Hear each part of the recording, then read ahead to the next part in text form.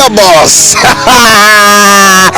Wakubwiye na muri musimira gasobanuye arachari translator Rohane kwenye mic aka Putine kufatanya na Chris Iza Karimba imanukira kubwira ati zaniyo nyama nchuneho. Hello.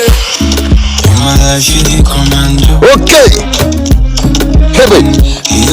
Hii translator Rohane kwenye mic aka Putine kugezaho akarimbo ka Chris Iza kubwira ati zaniyo nyama nchuneho. Yata kwemera fo. Ati bikora neza cyane bagenzi. Turasabana. Ati mujya bana ba papa. Yeshe, ati murasabana. Ati mweru beba manguko na bari papa. Ati murasabana. Ati aba papa mujya bana. Ati muko bamwe musabane. Naho ngeno sebe maba. Otare gusakariya gendera kumfatanya na Raya Chakachanyi translator Rohane kumfatanya na translator Rohane aka Putine.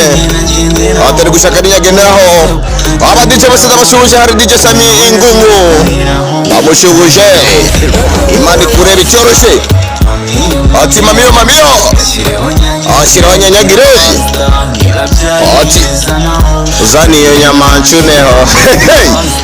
Azani yo nyama kubiteho gake gira faster biba byahiyo zadaho zani yo nyama nchuneho. Ati niranyone shirava tini translator Rohane kwenye mic aka Putine nyuma karimbo ka Chris Iza kugira ati zani yo nyama nchuneho. Abasore nsuhuza umusore witwa Olivier Goma Ville Goma Town imani kureba icoroshe uwo bita Mukapa aka Inosa imana nawe ikurebera ijisho ry'ibumoso. Ati nkuru zo mama muko murasabana mubyo abana kunze kuba papa. Ati nawo ngwino zebe mama udukeneza amagara kuri 084202023 utubona neza wipoye ukeneye kwamamaza iyo niyo nimero y'akazi uratubona gato prambura wipoye. YouTube channel yacu ni translator Rohane aka Muzamutsi cyangwa se Putine.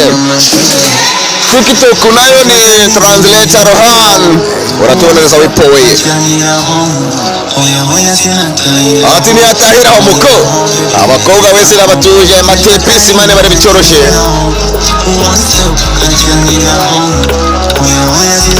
Ati ni atahira hoya ati muherezeho gato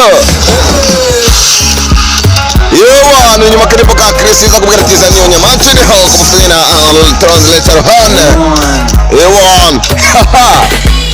aka Muzamutsi cyangwa se Putine akubwira ati zaniyo nyama ngirende nchuneho bagenzi akarimbo gasengewe aba DJ bose mane bandebere icoroshe translator Rohane.